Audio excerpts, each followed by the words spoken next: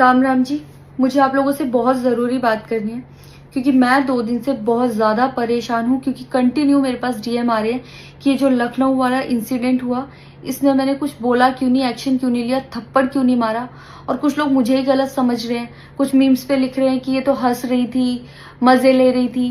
कि पब्लिक में कोई मुझे ऐसे टच करके जाएगा उसमें मुझे खुशी होगी, मुझे मज़े आएंगे।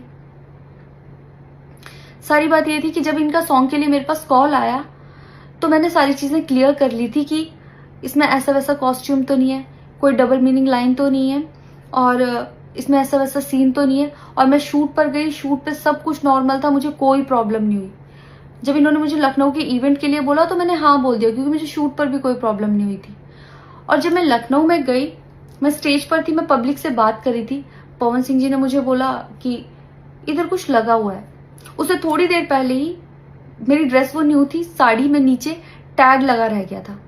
तो मेरे दिमाग में आया कि शायद ब्लाउज का भी टैग लटक रहा होगा। मैं हंसकर उस चीज को दबा रही थी कि अगर मेरा टैग लगा भी है तो वो चीज जिस टाइम मैं पब्लिक से माइक में बात कर रही हूँ उस टाइम ना बोल के साइड में भी बोली जा सकती है, इसलिए मैं उस चीज को उस टाइम पे दबा रही थी। मैंने हंस के टाला, अवॉइड किया और फिर दोबारा बात करने लगी। वो बोले नहीं कुछ लगा है, नहीं कुछ लगा है। तो मैंने कहा नहीं लगा, वो बोले लगा हुआ है। तो मुझे लगा कि शायद ये तो मेरे को लग रहा था कि कुछ लगा है इसलिए ये बोल रहे हैं। और पर फिर भी मैंने हंस के वहां पे टाला, पब्लिक से अपनी बात कंप्लीट की। कंप्लीट करने के बाद जब मैं अपने टीम मेंबर से मैंने पूछा साइड में जाके कि कुछ लगा है, क्या लगा है, उन्होंने बोला कुछ भी नहीं लगा था। जब मैंने देखा मेरे सच में कुछ नहीं लगा था, तब मुझे बहुत ज्यादा बुरा लगा, गुस्सा आया और रोना भी आया।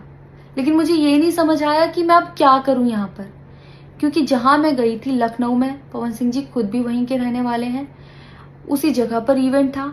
जितना वो क्राउड था वो सारा उनका फैन बेस था। उनको भगवान बोल रहे थे और भक्त बोल बोल के उनके पैरों में गिर रहे थे। वो उनका फैन बेस था, क्राउड था। तो मुझे समझ नहीं आया कि मैं क्या करूं। अगर मैं कुछ भी बोलती तो क्या वो लोग मुझे सपोर्ट करते। मेरे साथ कुल 3-4 बंदे यहाँ से गए थे, तो वहां जितना क्राउड था क्या वो लोग मेरा साथ देता।